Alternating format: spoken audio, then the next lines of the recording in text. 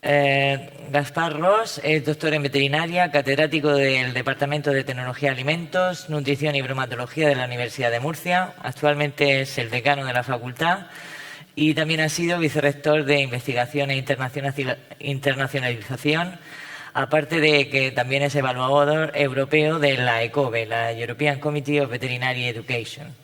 Ha dirigido y tiene múltiples publicaciones. Su experiencia y actividad investigadora se centra sobre todo en nutrición humana y salud, seguridad alimentaria, calidad y composición de alimentos y caracterización nutricional de ingredientes naturales.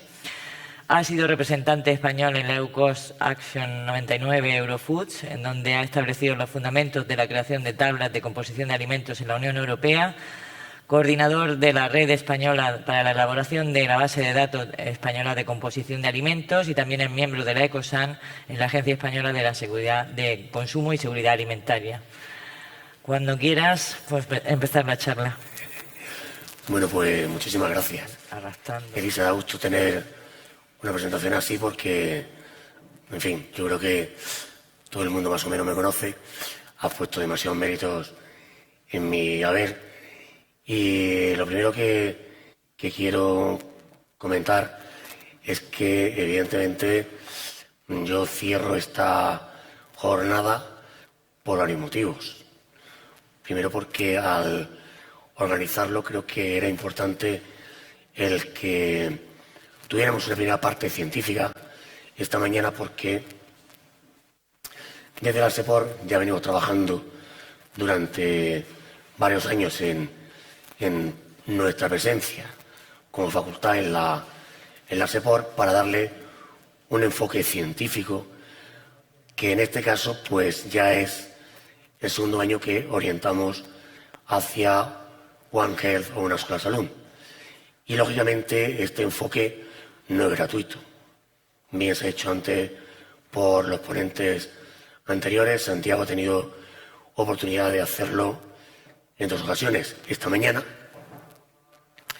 y esta tarde, para enfatizar los aspectos principales que tiene esta sola salud, que estamos abocados sí o sí a tener que convivir, a tener que solucionar estos problemas porque nadie nos los va a solucionar. Y me he quedado para el final, aparte para dar las gracias a todos los ponentes por el excelente trabajo y las excelentes presentaciones. Pensamos que era conveniente, cuando hicimos este año el diseño de la jornada, darle un aspecto divulgativo, aunque veo que al final se ha convertido en una segunda parte científica. Porque tanto la calidad de Santiago, de Clemente, como de Alfredo Corel, pues así lo manifiestan y lo han puesto en valor. Yo me quedo para el final queriendo hacer divulgación.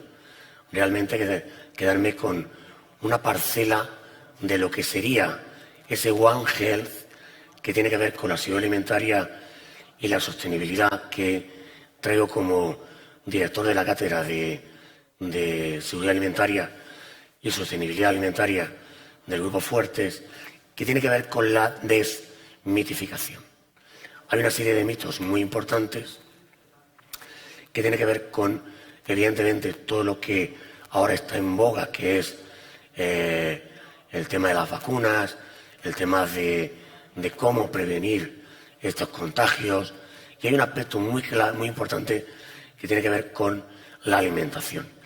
Y en concreto me he centrado en este título, que es la importancia de la proteína de origen animal, porque estando en el entorno en el que estamos y viendo la evolución que hay en la alimentación ahora mismo, está claro que la alimentación cuya base es el animal en sus distintas formas, sea en forma de carne directamente, forma de leche, forma de huevo, pues, o sus derivados, pues tiene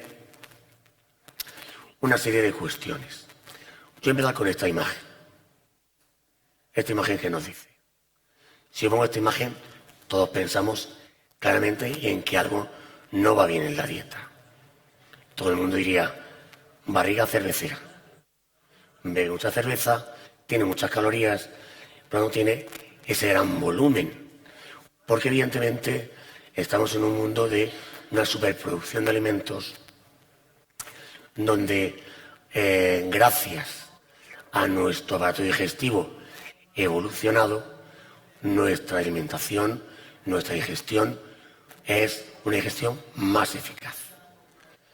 Sin embargo, si pongo yo estas dos imágenes, ¿qué pensaríamos? Pensaríamos que esto es correcto, que no es correcto. Pensemos que es correcto. ¿Por qué? Porque en la naturaleza, los animales que tienen un gran volumen abdominal es porque necesitan mucho tiempo para absorber nutrientes. El organismo ha tenido que evolucionar de más o menos dedicar un 80% de nuestro tiempo a la alimentación a pasar directamente a dedicarle aproximadamente a alimentarnos en torno a las 2 horas y media, 3 horas al día. Es decir, de un 80 a un 10, 12% de nuestro tiempo. Eso es lo que hacemos nosotros al comer y lo que hacen los animales al comer. Claro, depende en gran medida de qué comamos, nuestro organismo se adapta a esta alimentación. Es la evolución que hemos tenido desde los primates hasta la imagen anterior, que evidentemente es la imagen actual que podemos encontrar en muchas ocasiones porque tenemos una sobrealimentación que hace que también esta evolución nos lleve a tener una forma de reserva que es la grasa. Pero el efecto que hemos tenido esencialmente lo podemos ver en esta imagen. Es decir, el hombre evoluciona desde el primate por distintas fases de Homo hasta, en paralelo a este desarrollo digestivo, también tiene el desarrollo del cráneo y del cerebro que tiene que ser albergado en ese cráneo. Hemos pasado de no llegar al medio kilo a tener varios kilos de cerebro. Eso lo vemos claramente en esta imagen. Nuestro cerebro ha evolucionado significativamente, consecuencia de esta evolución física, ambiental y también nutricional. ¿Por qué? Porque la alimentación es mucho más, tiene mayor calidad, tiene una mayor concentración de nutrientes. Y el gran paso de aquí a aquí lo encontramos en dos momentos en la historia. Primero, cuando el hombre, el Homo, deja de ser exclusivamente herbívoro y pasa a ser omnívoro y especialmente carnívoro. Y además también con otro paso esencial en la historia, que es el transformar el alimento desde un estado crudo, un estado donde no hay ningún proceso que mejore la absorción de nutrientes, a descubrir distintos mecanismos que permitiesen obtener un alimento que fuese, primero, más apetecible, segundo, más seguro y tercero, más asimilable. Y eso el hombre lo hizo de una manera intuitiva. Por eso, nuestra dieta actualmente sí tiene recomendaciones especialmente importantes orientadas a la alimentación basada en proteínas de origen animal. Nadie va a discutir que la lactancia materna en los 6 primeros meses de vida es esencial. Proteína y compuestos nitrogenados de origen animal, que es la misma especie, que además se mantiene durante 6 meses. ¿Por qué? Pues esencialmente porque pasa el ser humano de consumir lo que necesita. La mejor adaptación es el mejor alimento que tiene. Tenemos el calostro en los primeros días de vida para posteriormente tener una leche de transición a tener una leche madura. ¿Qué es lo que hacemos con los calostros? Todos lo sabemos. Incorporamos compuestos nitrogenados que tienen un alto poder inmunizante. Hablamos de inmunidad. Hablamos también, ahora mismo estamos hablando de la COVID, la gripe, cómo son la evolución de la persona hace que pierda capacidad de generar estos compuestos antibacterianos, antivíricos. Todo lo que encontramos aquí, indudablemente, todo el mundo le ve un aspecto positivo. Leche materna, alimentación del niño, por lo tanto esto es alimentación a base de proteína. Pero tenemos un problema, y es que no siempre es posible que tengamos una lactancia materna porque no siempre hay la cantidad suficiente ni el tiempo suficiente. Por eso la industria sabe adaptar estas necesidades a necesidades del lactante. ¿Cómo? A partir de la leche más importante, que la leche de vaca. Vemos aquí la diferencia que hay en macronutrientes. Tenemos una proteína en la leche de vaca mucho más elevada y la leche materna es mucho más baja. En grasas ocurre algo inverso, al igual que ocurre con el hidrato de carbono. Podemos bucear un poquito más y ver también que esas proteínas además tienen distinta función. Las proteínas séricas frente a las proteínas, digamos, del cuajo, donde ahí vemos que la función es completamente distinta y depende del estado del niño y el estado de la leche materna.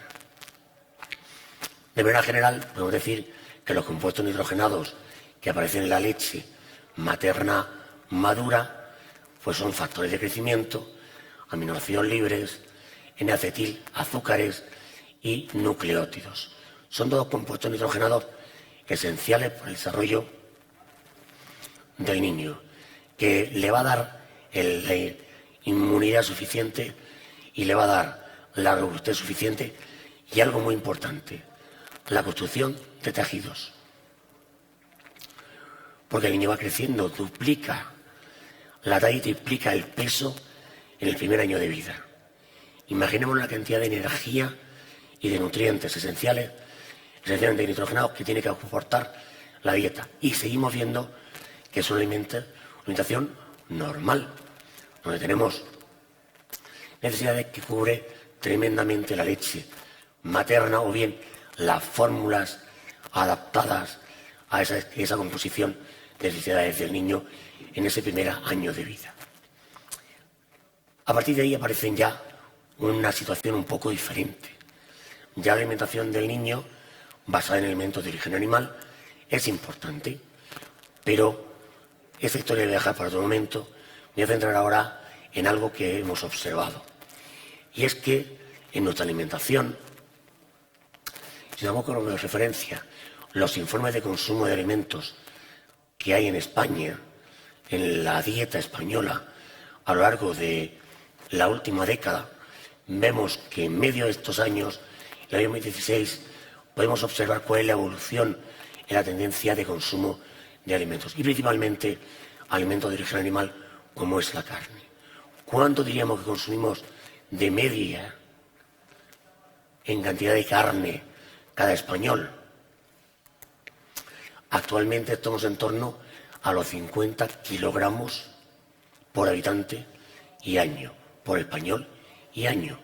No obstante, esto no es exactamente así, porque estamos en una tendencia a disminuir, aunque no en todos los casos. ¿Cómo se distribuye este consumo? Esencialmente carne fresca, sobre todo, si ponemos en orden, la carne de ave y la carne de cerdo, que supone un 29%. Pero si vemos a los productos cárnicos, productos de conveniencia, en muchos casos, que tienen una serie de nutrientes también esenciales, hablamos que los productos cárnicos derivados del porcino suponen en torno al 60% del total de la compra de los españoles. Es decir, que sabemos que nos aporta una serie de nutrientes esenciales que forman parte de nuestra dieta. Lo más paradójico que esa tendencia que estamos viendo a disminuir en el consumo de alimentos de origen animal cárnicos se está viendo compensada por otra serie de productos como aquí aparece. Esta imagen, ¿a qué corresponde? A productos cárnicos cuya base proteica son los vegetales. ¿Por qué? Pues porque mentalmente, y eso es una idea también que quiero trasladar, seguimos pensando en los placeres de alimentación, alimentos de referencia, pero sin embargo hay una tendencia a buscar otras fuentes alternativas pero mantiene la misma imagen. Imagen, sabor, que además legalmente se permite que sea así. La Comisión Europea ha permitido que esto sea así. ¿Debería ser así? Una cuestión a reflexionar. Y además, si miramos nuestras recomendaciones, vemos que en la pirámide alimentaria tenemos como la carne, sea blanca, sea roja, tiene que tener un consumo moderado en comparación con el consumo de la base de alimentos de la dieta recomendada, que son los alimentos pues, que nos proporcionan mayor energía. ¿Qué ocurre? Si volvemos a basarnos en estas encuestas y en estos informes, lo que vemos es que nuestra realidad alimentaria es muy distinta. Esos serían los segmentos en orden de cómo aparece en la pirámide alimentaria, donde los productos cárnicos se encuentran, aunque dice que poco, sin embargo consumimos mucho. Es más, si los ordenamos, y esta es una imagen que me gusta presentar porque nadie la presenta, nos encontraríamos con algo así, como curiosamente los alimentos de origen animal, cárnicos y su proteína forman parte de la base de nuestra alimentación. Curioso, ¿no? Nos llama la atención. ¿Qué ocurre? Vamos a ver, ya que estamos en el SEPOR, vamos a centrarnos en la carne de cerdo. ¿Por qué? Pues porque la carne de cerdo, sobre todo, es una carne que el principal mensaje que quiero trasladar es que supone esencialmente una carne de diseño. Es decir, al ser un animal monogástrico, podemos perfectamente modelar la alimentación de este animal para conseguir un perfil adecuado a nuestras necesidades.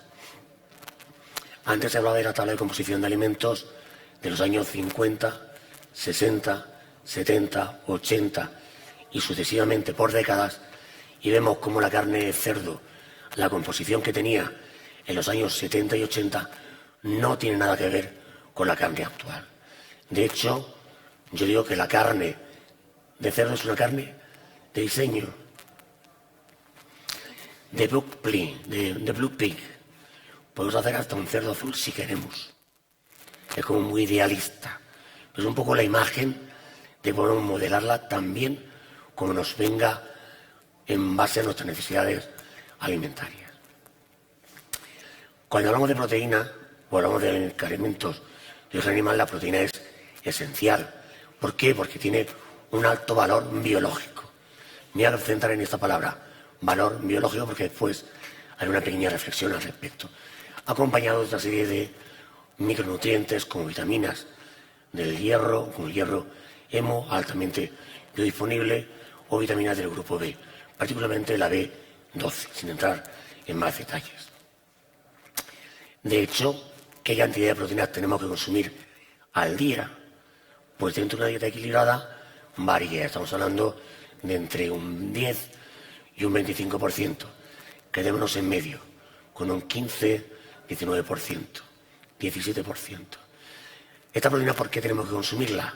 Porque el organismo repone diariamente en un proceso de depleción donde pierde nitrógeno, y ese nitrógeno en base a la pérdida de estructuras musculares tiene que reponerse a razón de 8 gramos por kilogramo de peso y día, lo que supone aproximadamente entre 50 y 75 gramos para la mujer y entre 60 y 90 gramos para el hombre. La pregunta es, ¿de dónde obtenemos esa proteína, ese nitrógeno?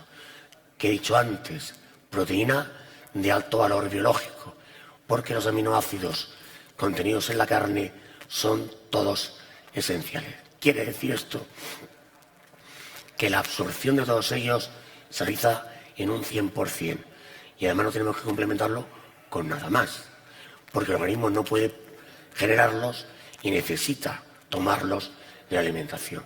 Sin embargo, otras dietas que podemos combinar siempre hay una carencia de algún aminoácido. ¿Cómo se suplen? Combinándolos entre ellos. Es una evidencia, pero también es cierto que vamos aumentando nuestra ración, nuestro volumen, nuestro tiempo de digestión y nuestro tiempo de absorción. Recordemos la imagen anterior, la primera que ponía, la del primate frente al homínido. He hablado antes del valor biológico, biological value, de la proteína. Decimos, tiene todos los aminoácidos. El valor biológico que se toma como referencia tiene en cuenta lo que es la absorción de nitrógeno. Sin embargo, el contenido en aminoácidos esenciales para cubrir necesidades se valora con el PER, el ratio de eficiencia proteica. Pero aquí hay dos errores. Primero, el ratio de eficacia proteica, el PER, se valora solamente con un modelo animal, con los ratones. Y entre el ratón y el hombre hay diferencias en esa necesidad de proteínas y de aminoácidos. Y además, algo importante, no tiene en cuenta un factor clave a la hora de la absorción de nutrientes, que es la digestibilidad. La digestibilidad depende de la integridad, de la estructura, del cocinado, del tratamiento que haga que sean más o menos disponibles. Por eso la FAO y la OMS propusieron lo que sería la puntuación de aminoácidos corregida con la digestibilidad. Esta puntuación PDCAAS, no fácilmente retenible, en las siglas en inglés, tiene como objetivo obtener una escala de 100 en el valor de digestibilidad y aminoácidos esenciales en la persona. Pero curioso, toma como referencia las necesidades de aminoácidos de los niños entre 2 y 5 años. Olvidemos que hemos dejado a los niños en un año, pues a partir de los 2, 5 años sigue creciendo, necesitando mucho más aminoácidos. De hecho, es el valor actualmente de referencia. Si comparamos los alimentos, los de origen animal están todos entre un 75 y un 100, entre un 0,7 y un 1. Y es más, las últimas publicaciones que he podido consultar, tratamientos tecnológicos de carne de cerdo, potencian la liberación de aminoácidos, la transformación, incluso puede llegar a un 1,02, 1,03, según los casos. Como estamos en divulgación, no he metido en Honduras, pero algo muy importante es que la composición de la carne de cerdo que podemos nosotros definir o diseñar depende enormemente de factores como la genética y la raza. Y aquí tenemos un gran ejemplo: el sexo, la edad, la alimentación clave a la hora de obtener una carne de calidad, el entorno, el bienestar del animal y finalmente las transformaciones que se hagan. Todo ello que al final que nos lleva a confiar en algo muy importante, en la marca de la carne. La carne asociada a un proceso, a unas garantías, en esa trazabilidad que os he comentado antes, de no solo la salud, hace que nos lleve a determinar qué tipo de carne estamos consumiendo. Esta es una tabla que a mí me gusta poner porque en negro aparecen los valores medios, pero en rojo y en verde aparecen valores que nos indican aspectos positivos de la composición y aspectos a lo mejor no tan positivos si lo comparamos con las necesidades. Vemos cómo perfectamente un solomillo se puede considerar como en contenido bajo en grasa y tendría un alto contenido en proteína, una buena fuente de proteína. No se ve el puntero, pero se puede leer en la imagen. Eso por fijarnos en un detalle, pero no es el único detalle que podemos observar.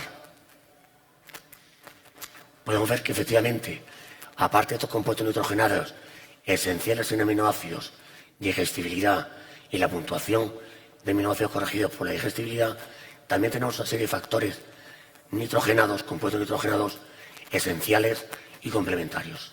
Por ejemplo, el factor Q10, que es un potente antioxidante, la creatinina, que incrementa las reservas energéticas por actividad física, la carnitina, que mejora la actividad física y potencia el rendimiento muscular, la taurina, que refuerza el sistema inmune, o la glutamina, que reduce la fatiga tras la actividad física intensa. Luego, todos estos factores complementan a la composición de la carne y hay que trabajarlos unidos a serie de factores que no he puesto aquí, pero son los factores que nos permiten hacer una carne de diseño. Antioxidantes naturales por la alimentación o incorporados o factores de inmunomodulación. De hecho, una forma de alimentar sencilla y básica es un bocadillo. Un bocadillo entre pan y con una pieza de fruta compensa la actividad física de los adolescentes, de los jóvenes, durante la actividad que puedan realizar estas escolares. Estos son datos de conversión, pues tomando en cuenta distintas referencias científicas. La pregunta que nos hacemos entonces ¿es necesaria la carne para una vida saludable? Hombre, la respuesta es que indudablemente tenemos nutrientes claves en esta carne, desde la proteína, que contribuye al desarrollo muscular, y su digestibilidad y aminoácidos esenciales, que contribuyen a un montón de funciones energéticas y de recuperación física. Y por supuesto acompañado de vitaminas con funciones esenciales muy diversas a nivel metabólico, muchas de ellas coenzimas de distintos procesos metabólicos de replicación, factores antioxidantes o elementos minerales esenciales. Unido a todos los factores que he comentado anteriormente que ayudan al rendimiento, que actúan como antioxidantes y que regeneran el músculo. Por lo tanto, eliminar la carne de la alimentación, de la dieta, es un factor que puede retrasar el desarrollo infantil como elemento, grupo de población de mayor demanda nutricional, y esencialmente en estos grupos de población es esencial, que además se ha visto que afecta al desarrollo cognitivo. Por lo tanto, el consumo de carne es primordial basándonos en los compuestos nitrogenados esenciales para el desarrollo y para el refuerzo del metabolismo de la población. A modo resumido, a modo de resumen, hablar de que mantiene funciones como son las funciones del sistema sanguíneo, desarrollo y mantenimiento de la salud ósea, desarrollo cognitivo, funcionamiento del corazón y el sistema inmune con aquellos factores complementarios. Y si no, me lo decís dentro de 10 minutos, donde sabemos que lo que nos gusta tener un buen jamón ibérico de bellota, porque sabemos que tiene una serie de beneficios para la salud. Entre ellos, aportarnos pues, esos ácidos grasos, esa proteína y esos micronutrientes que he comentado anteriormente. Yo con esto también quería en 20 minutos resumir este aspecto, desmitificar dentro de las funciones que One Health tenemos que realizar, trabajar en esta línea de conocer más, queda mucho de conocer de estos valores de referencia comparativamente con otros alimentos y pues invitaros a todos a la degustación que tenemos ahora, pero sobre todo daros las gracias a todos los ponentes que habéis estado, por el trabajo excelente que habéis hecho, a la moderadora, que también ha presentado fenomenalmente, voy a decir lo contrario, a los que habéis asistido, estudiantes, empresa, compañeros, grupo y a los técnicos también, que llevamos aquí toda la mañana, llevamos prácticamente 12 horas de cañón y hay que reconocer el trabajo que se hace, es excelente. El año que viene esperamos venir con nuevas ideas, nuevos conceptos o reforzando los que ya tenemos. Y a todos, pues nada, muchas gracias por la asistencia y por vuestra atención.